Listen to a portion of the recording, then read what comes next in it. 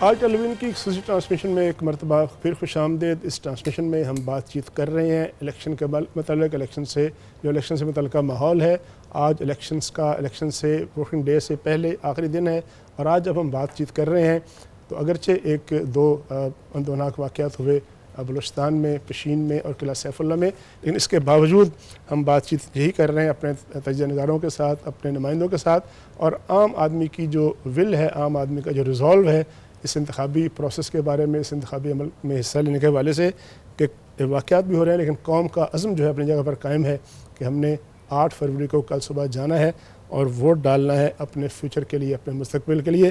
منیزہ ہمارے ساتھ موجود ہیں، فرزانہ علی پشاور سے، اور آپ ان سے بات چیت غالباً کرنا چاہ رہی تھیں۔ جی بالکل، اور طارق صاحب ایک چیز میں ضرور کہوں گی کہ لوگ جب ہم ٹی وی پہ یہ بات کرتے ہیں تو لوگ یہ ہمیشہ ہم سے کہتے ہیں کہ جی آپ الزام کسی اور ملک کے پر ڈال کے اپنی ذمہ داری سے آپ ابزالو نہیں کر سکتے۔ آپ یہ سوال ضرور کیا کریں، پوچھیں کہ اس وقت جو ہماری سیکیورٹی ایجنسیز تھیں یا ہمارے جو ریاست ہے اس کو اپنا کام کرنا چاہیے، اور جو پاکستان میں ہر شہری کا جو ہے زندگی وہ ایک حفاظت ہے، اس کو اس کی حفاظت جو ہے ذمہ داری ہے ان کی، اور وہ کرنی چاہیے۔ تو آپ اپنے آپ کو ابزارو نہیں کر سکتے، اس لیے یہ بہت ضروری ہے کہ اس وقت جو ہے اسٹیٹ جو ہے وہ اپنا کام کرے۔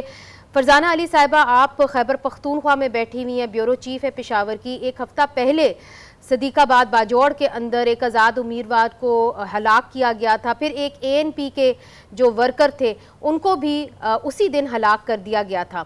کیا صورتحال ہے خیبر پختونخوا میں، اور جو سیاسی سرگرمیاں ہیں کیسے ان کو ٹارگٹ بنایا جا رہا ہے، یہ بتائیے۔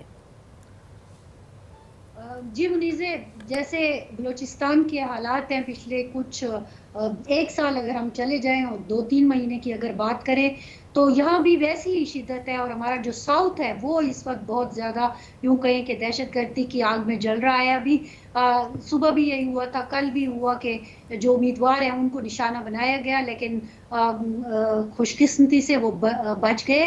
وہ اس وقت اس گاڑی میں نہیں تھے لیکن گاڑی کو نقصان پہنچا۔ بہرحال آپ نے ریحان کی بات کی، باجوڑ کی بات کی، تو آپ دیکھیں جس نے اس کو نشانہ بنایا، پہلے تو یہ بات کرنے کی کوشش کی گئی کہ شاید امیدواروں کی آپس کی چپکلش ہے، لیکن جب ہم نے اسی وقت بھی فوٹیج دیکھی تھی تو ہم نے یہی کہا تھا کہ یہ کوئی اور دشمن ہے جو آ کے سنائپر جیسے ہوتا ہے اور ڈائریکٹ وہ سر میں گولی ماری اور مارنے والا جو ایک معاملہ ہوتا ہے کسی کو ٹارگٹ کلنگ والا، وہ سارے اس کے ثبوت وہاں پہ موجود تھے۔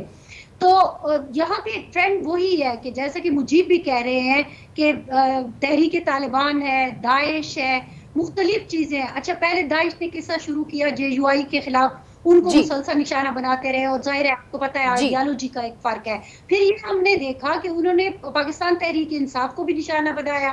ماضی میں چلے جائیں، آپ نے سراج الحق صاحب پر بھی بلوچستان میں حملہ ہوتا ہے، یہاں بھی جتنے حملے ہوتے ہیں اب مکس ہو رہے ہیں۔ مگر فرزانہ یہ بتائیے، جو کچھ دن پہلے ڈیرہ اسماعیل خان میں جو اٹیک ہوا ہے پولیس کے اوپر، تو اس کی ذمہ داری کس نے قبول کر لی ہے؟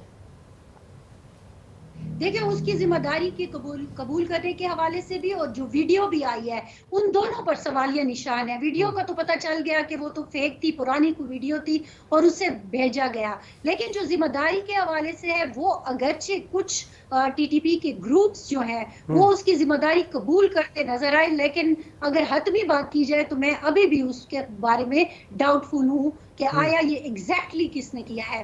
لیکن یہاں پہ جو اس وقت ہو رہا ہے وہ اسی گیم کے اندر ہو رہا ہے کہ آپ دیکھیں کہ بلوچستان کے جو علیحدگی پسند جماعتیں ہیں ان کا وہ جو معاملہ ہے، ادھر داعش ہے، پھر TTP ہے، یہ سارا ایک نیکسس سا بنا ہوا ہے، اور اس وقت پورا یہ جو عدم استحکام ہے وہ پیدا کیا جا رہا ہے۔ ہمیں بہت زیادہ ایک خوف ہے کل کے لیے، کیونکہ ہمارے ساتھ 2-3 چیزیں اس وقت جڑی ہوئی ہیں۔ ایک دہشت گردی ہے، دوسرا ایک ناراض جماعت ہے، پھر اوورآل خیبر پختونخوا کی جو سچویشن ہے۔ اب یہ جو واقعات ہوئے ہیں تو ہم آج جو ابھی آپس میں جی فرزانہ، آپ کی آواز ویسے ہمیں بڑی ہلکی آ رہی ہے، مگر آپ سے ایک سوال کرنا بہت ضروری ہے، چونکہ آپ نے 2018 کا بھی جو الیکشن ہے وہ کور کیا، اب 2024 کا کر رہی ہیں۔ مجھے یہ بتائیے کہ کیا اس بار کیمپین کرنا امیدواروں کے لیے زیادہ مشکل تھا، چونکہ ایک لہر اٹھی ہے وہاں پہ دہشت گردی کی اور ٹارگٹ کیا جا رہا تھا باقاعدہ امیدواروں کو یا پولنگ سٹیشنز کو؟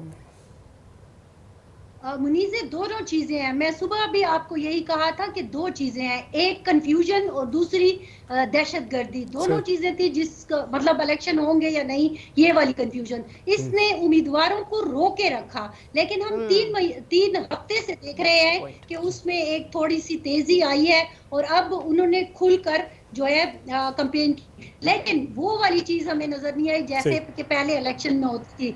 आखिरी एक हफ्ते में हमने देखा कि मौलाना फजल रहमान साहब भी बाहर निकले, उन्होंने कुछ अपने वो किए, लेकिन जो सबसे ज्यादा एक्टिव हमें यहाँ पे नजर आए वो बिलावल भुट्टो आए। और फिर अगर मैं देखूँ तो ANP के फरजाना हमारे साथ रहिएगा। हम अभी कोशिश करते हैं कि आपकी आवाज़ भी बेहतर हो जाए।